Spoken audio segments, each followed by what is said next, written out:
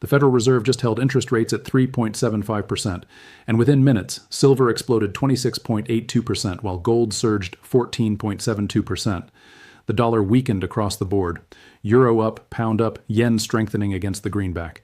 Now here's the part that should make you uncomfortable. The Fed did nothing. They didn't cut, they didn't hike, they just held steady. And the market responded like someone just kicked the door open to a stampede. So here's the question nobody's asking out loud.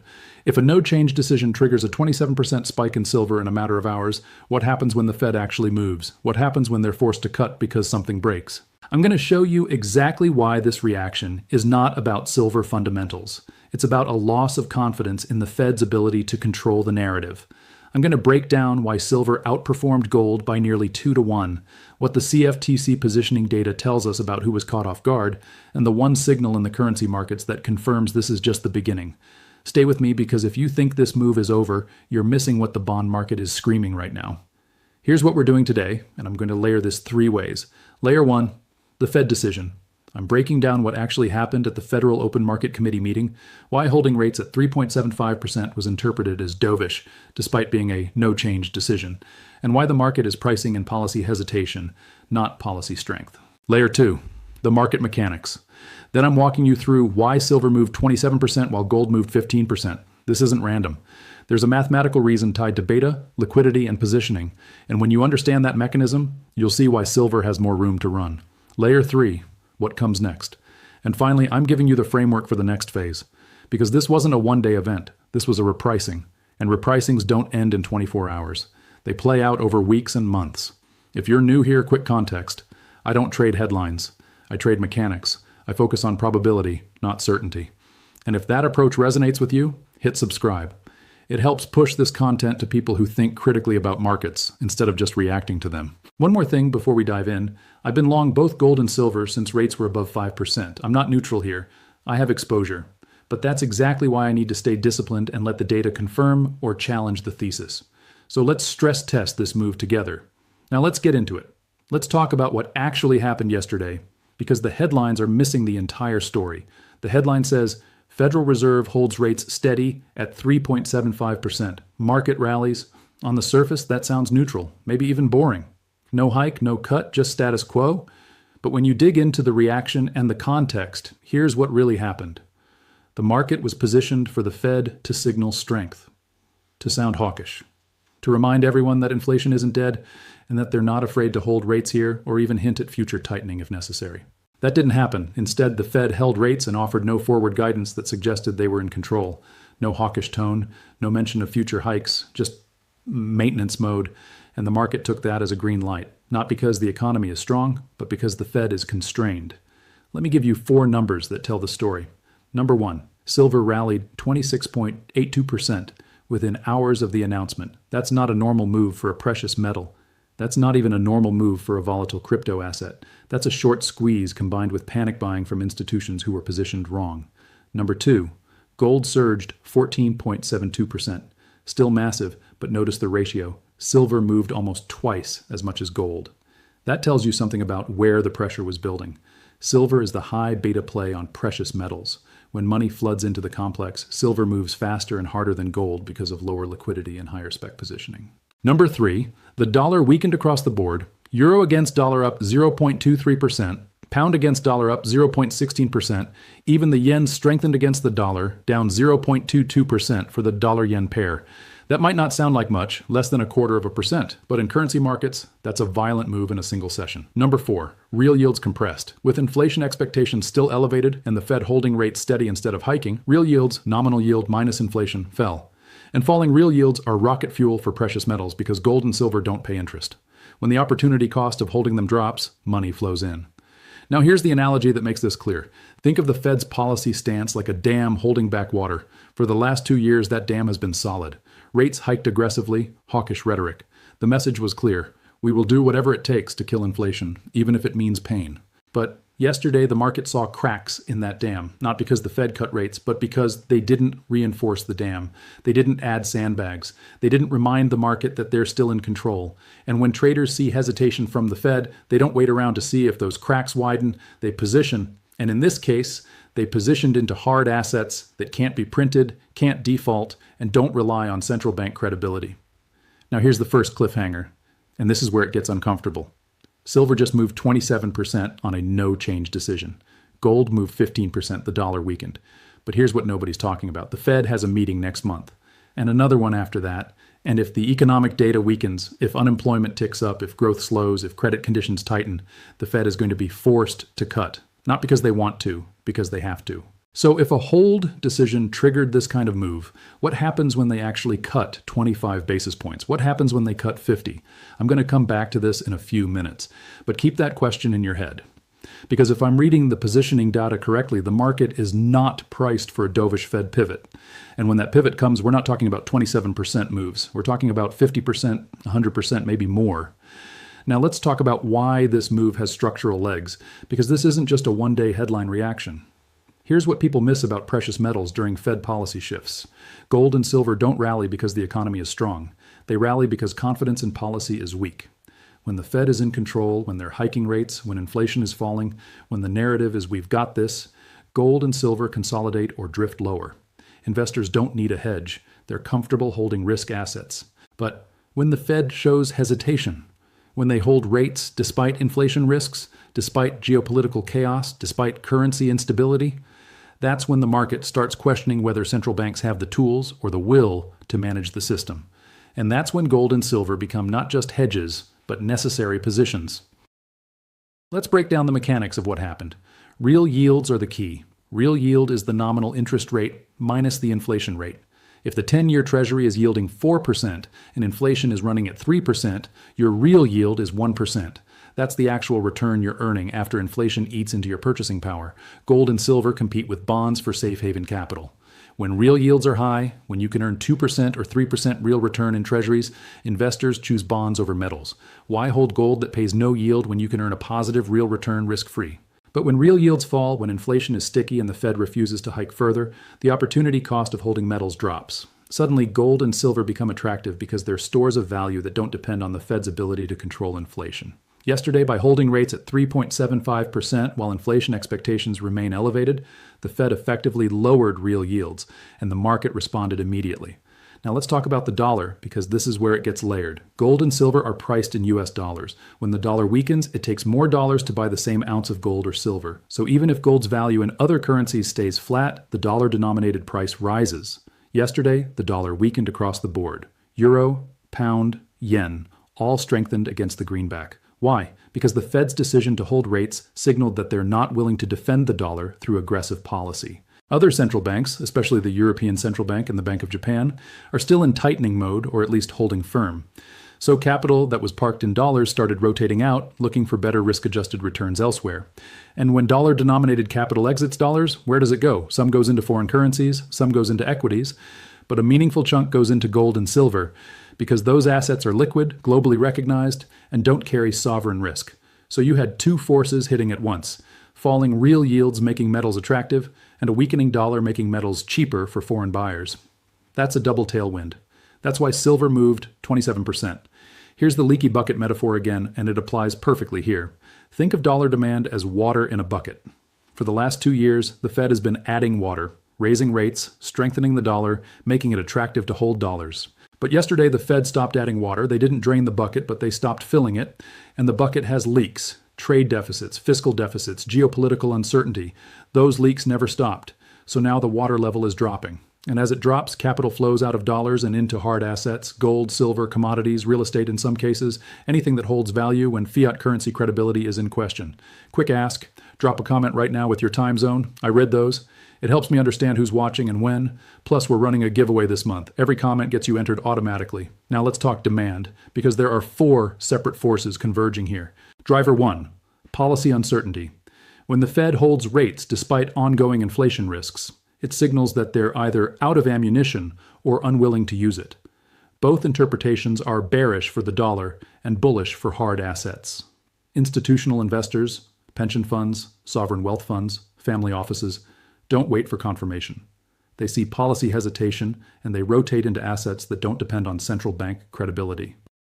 Driver 2, currency debasement fear. Holding rates at 3.75% while running trillion-dollar deficits is effectively monetary easing. The government is still spending massively. The Fed is still holding rates below where they'd need to be to truly tighten financial conditions. That's currency debasement in slow motion, and smart money sees it. They're buying gold and silver not because they're bullish, because they're defensive. Driver 3, geopolitical fragmentation. We've got trade tensions between the US and multiple partners. We've got conflict in Eastern Europe. We've got instability in the Middle East. We've got China making moves in the South China Sea. When geopolitical risk is this elevated, investors don't trust policy promises. They trust tangible assets. Gold and silver fit that profile. Driver 4, speculative positioning. Now this is where it gets technical, and it's critical.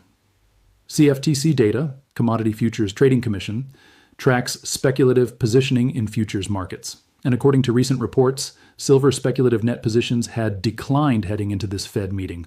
That means traders were not crowded into silver. There was room to run. When a market that's not overcrowded suddenly gets a catalyst, like a dovish Fed signal, the move is explosive because there's no profit-taking overhead.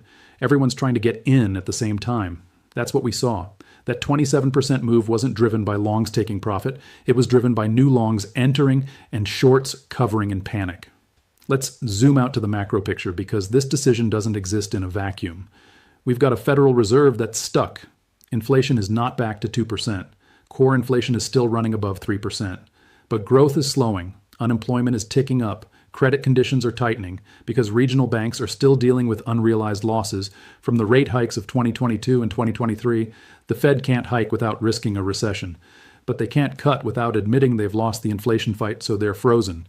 And yesterday's hold decision was the market seeing that paralysis in real time. When central banks are paralyzed, real assets outperform. It's not a theory, it's historical precedent. Look at the 1970s when the Fed was behind the curve on inflation. Gold went from $35 an ounce to $850. Look at 2008, 2011 when the Fed was printing money to fight the financial crisis. Gold went from $800 to $1,900. We're in a similar setup now. The Fed is trapped between inflation risk and recession risk. And every time they hesitate, every time they signal they're not in full control, capital flows into gold and silver. The dollar's weakness after yesterday's decision confirms this. When the world's reserve currency weakens because its central bank won't defend it, that's a systemic signal. That's not noise. That's the market saying, we don't trust the Fed to manage this. If you want deeper analysis like this, daily voice notes, real-time positioning updates, access to the research behind these scripts, check out the membership options. Link is in the description. Not required, but it's how we fund this level of research and keep it independent. Quick history lesson, because this setup has precedent. Let me walk you through two historical moments that rhyme with today. August 1971, Nixon closes the gold window. The dollar is no longer convertible to gold. The Fed is now fully unconstrained. And what happens? Gold rallies from $35 to $200 over the next few years, then spikes to $850 by 1980. Silver goes from $150 to $50. Why? Because the market lost confidence in fiat currency management. 2008-2011. The Fed cuts rates to zero and launches QE. Gold rallies from $800 in 2008 to $1,900 in 2011. Silver rallies from $10 to $49. The driver? Loss of confidence in central bank solvency and fear of currency debasement. What's similar to today? Policy hesitation. A Fed that's trapped. A dollar that's weakening because the central bank won't or can't defend it. What's different? In 1971 and 2008, the Fed acted. They cut rates aggressively. They printed money. Today, they're frozen. They're holding rates steady while inflation is still above target and the economy is slowing. That's arguably worse because it signals indecision. Now let's talk about sentiment because this matters for timing. In 2011, when gold hit $1,900 and silver hit $49, everyone was bullish. Coin dealers had waiting lists. Mainstream media was covering it daily. That was euphoria. That's when you sell. Right now, we're nowhere near that. Yesterday's move made headlines because of the size. 27% in one day is hard to ignore, but the mainstream narrative is still risk-off trade or Fed policy reaction. It's not a cultural phenomenon yet. Your neighbors aren't asking you about buying silver. That tells me we're in the hope or early optimism phase of the sentiment cycle, not euphoria. And historically, the move from hope to euphoria adds 50-100% to prices. So if silver moved 27% yesterday, and we're still early in the emotional cycle, there's a lot more room to run. If you wait until everyone agrees with you, you'll be buying at the top. Position building happens in moments like this, when the move feels too fast, when the technicals look stretched, when doubt is still present. That's when you get in, not when CNBC is calling for $100 silver.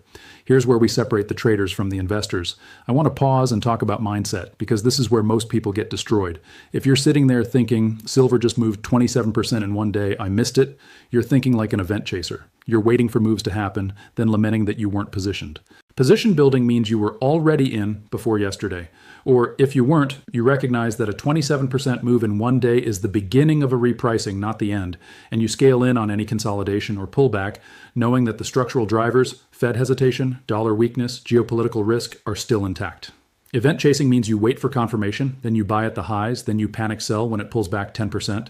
That's how you lose money in volatile markets. So ask yourself, am I building a position based on a structural thesis, or am I reacting to price action? Here are 4 questions I'm asking myself right now. Question 1. Is the fundamental case getting stronger or weaker? Based on yesterday's Fed decision, the case is stronger. The Fed just showed their hand. They're not willing to hike further despite inflation risk. That's dovish. That's bullish for metals. If the case were weakening, I'd be trimming. But it's not. Question 2. Is the market aware of this, or is it being ignored? Right now, the market is becoming aware.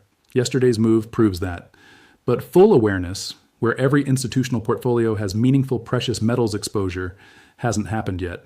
We're still early. When pension funds and sovereign wealth funds are publicly announcing 10-15% allocations to gold and silver, that's full awareness. We're not there.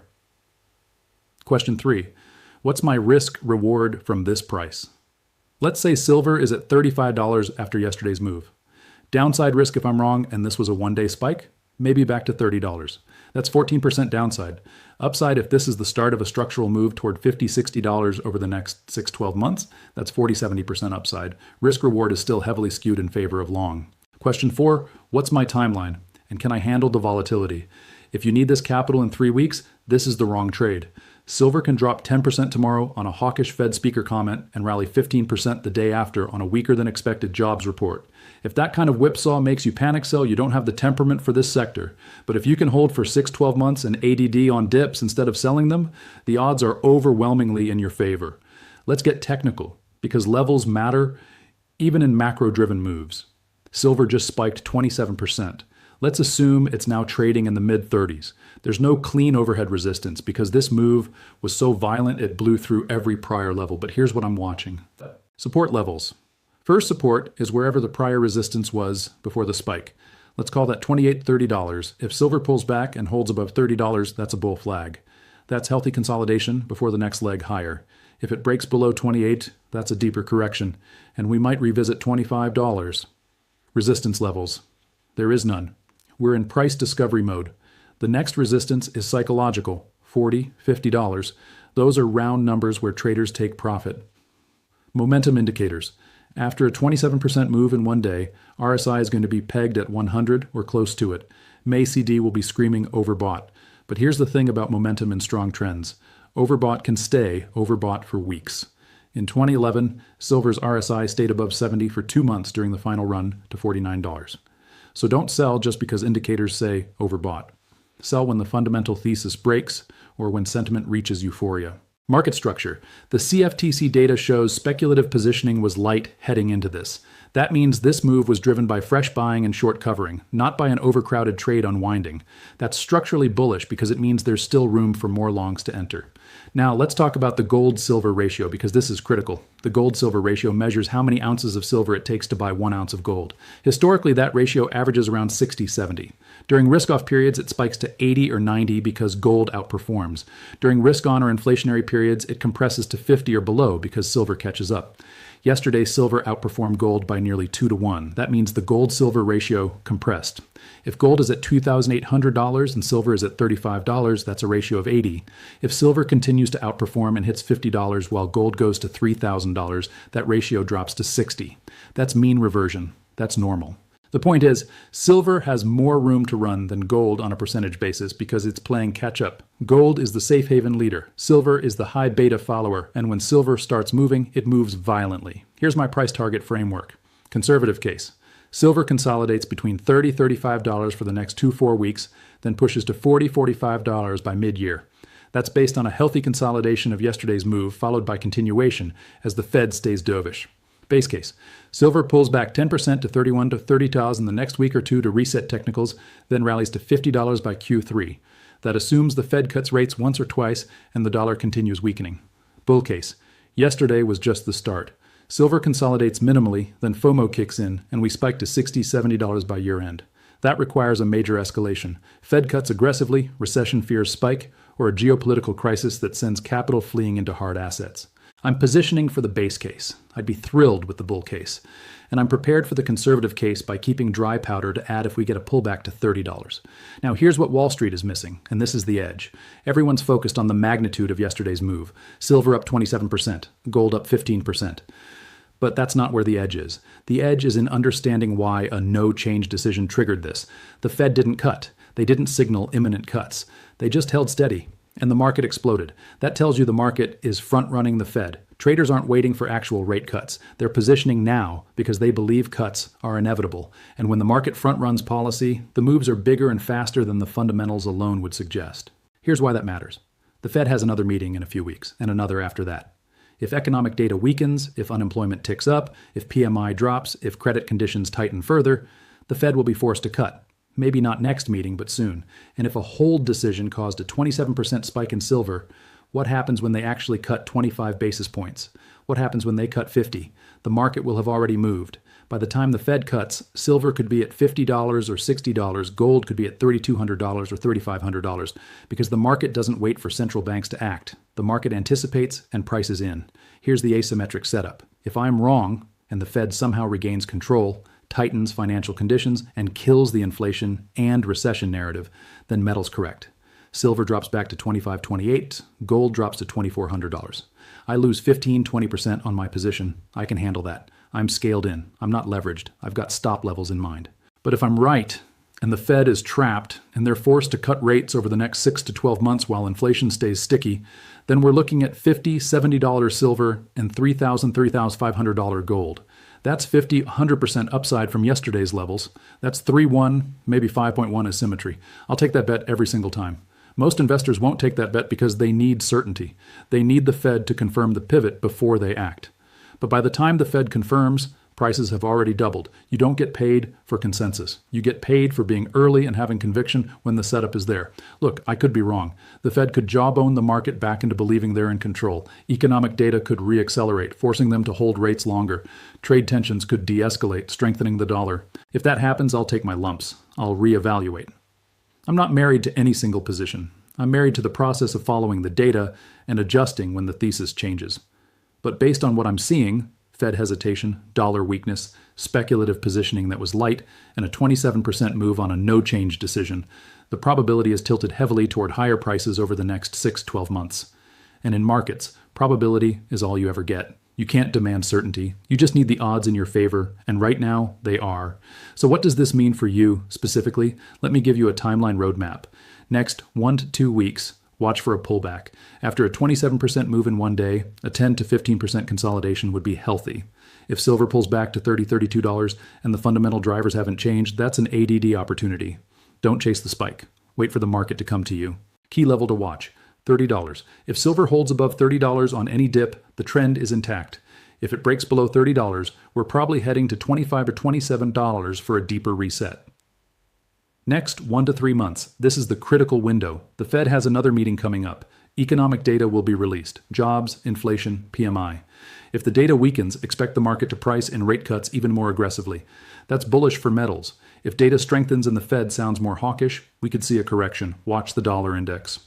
If DXY breaks below 100, that's a major technical breakdown. That would add fuel to the metals rally. Next 6-12 months, if the thesis plays out, Fed cuts rates, dollar weakens structurally, geopolitical risk stays elevated. We're looking at $50, $60 silver and $3,000, $3,500 gold by year end. That's the base case. At those levels, I'll be taking profits on 30-40% of my position. Not because I don't believe in metals long term, but because parabolic moves don't last forever. You sell into strength, you don't wait for the top. 12-18 months out, bull case scenario. If we get a true crisis, banking crisis, currency crisis, Fed forced to cut to zero and restart QE, we could see $70, $100 silver and 4,000 plus as gold. If we get there, I'm out of most of my position.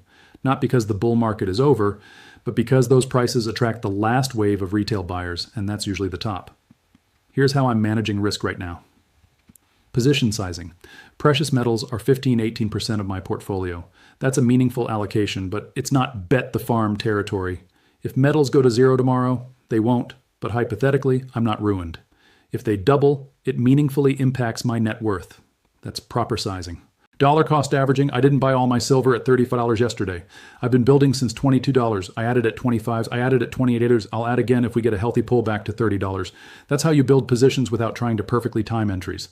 Mental stop loss. I don't use hard stops in this sector because volatility will whip you out at the worst time. But I have a mental line in the sand. If silver breaks below $25 and stays there for more than a week, the technical structure is broken, and I'm trimming 50%. If it breaks $22, I'm out and reassessing from the sidelines, getting paid to wait. I hold some silver miners that pay dividends. I hold some physical silver. I'm looking at covered call strategies on metal ETFs to generate income while I wait for the thesis to fully play out. Make the position work for you while you hold it. Tell me in the comments, do you think yesterday was the start of a bigger move? Or was it a one-day spike that's going to fade? I genuinely want to hear your take, because sentiment is part of the equation. Let me bring this full circle. Remember at the start, I said the Fed held rates and silver exploded 27%, and the question was, what happens when they actually move? Now you see the answer. The market isn't waiting for the Fed to act. The market is front-running the Fed. Traders see a central bank that's paralyzed between inflation risk and recession risk, and they're positioning accordingly. Yesterday's move wasn't about fundamentals changing. It was about perception changing. The market went from the Fed is in control to the Fed is hesitating. And that shift in perception triggered a massive repricing in gold, silver, and the dollar.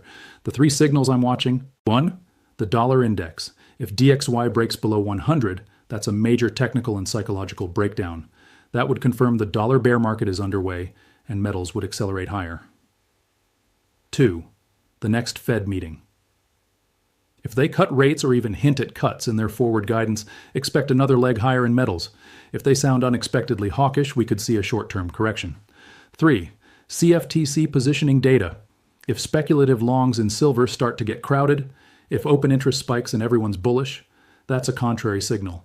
But right now, positioning was light heading into yesterday's move. That means there's still room for more buyers. Here's what I believe based on the evidence. Silver and gold are in the early stages of a structural bull market driven by loss of confidence in central bank policy and fiat currency management. The move to $50 silver and $3,000 gold over the next 6 to 9 months is probability weighted in that direction. Not guaranteed, but probable. The move to $70 silver and $3,500 gold over the next 12-18 months is possible if the crisis escalates or the Fed is forced into aggressive easing. But here's the key. The market prices expectations, not reality. Right now, expectations are shifting from Fed in control to Fed trapped. When that shift completes, when every institutional portfolio manager accepts that the Fed can't normalize policy without breaking something, metals will be at prices that make today's levels look cheap. So you have a choice. Position now while it still feels uncertain, or wait for total consensus and pay premium prices. I know which side I'm on. I'll be watching the dollar, the Fed, and the positioning data daily. When something changes that invalidates the thesis, I'll adjust immediately.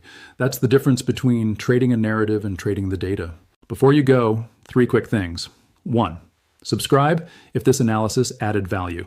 It tells the platform to show this to more people who actually want to understand market mechanics instead of just reacting to headlines. 2, I run a premium community where I share daily market updates, real-time voice notes when major moves happen, and deeper portfolio strategy breakdowns. Link is in the description if you want access. Not required, but that's where the real-time work happens. 3, drop a comment, literally anything. Your thoughts on metals, the Fed, the dollar, whatever. Every comment enters you into the monthly subscriber giveaway. Legal disclaimer, this is not financial advice. This is market analysis and personal opinion. I may hold positions in assets discussed. Do your own research. Consult a licensed financial professional before making investment decisions. Past performance does not guarantee future results.